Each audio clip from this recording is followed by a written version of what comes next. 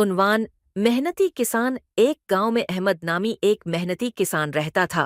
वो रोज सुबह सूरज निकलने से पहले उठता, वजू करता, नमाज पढ़ता और फिर अपने खेतों की तरफ रवाना हो जाता।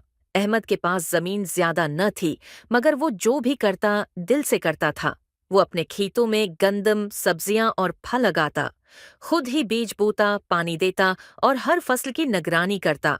गर्मी हो या सर्दी, बारिश हो या धूप, अहमद कभी अपनी मेहनत से पीछे न हटा। एक दिन गांव में खशक साली आ गई। बारिश न होने की वजह से बहुत से किसानों की फसलें बर्बाद हो गईं, मगर अहमद ने हिम्मत न हारी। उसने एक छोटा सा कनावा खोदा, पानी जमा किया और अपनी फसल को बचा लिया। जब फसल तैयार हुई तो गांव के सब लोग हैरान रह गए। अहमद की सब्जियां तरोताजा थीं और गंदम सुनहरी रंग में चमक रही थी। लोग उससे सीखने आने लगे। अहमद ने खुशी खुशी सबको बताया कि असल राज सिर्फ मेहनत और सब्र में है। नतीजा: मेहनत कभी रायगा नहीं जाती। जो दिल से काम करता है, अल्लाह उसकी मदद जरूर करता है।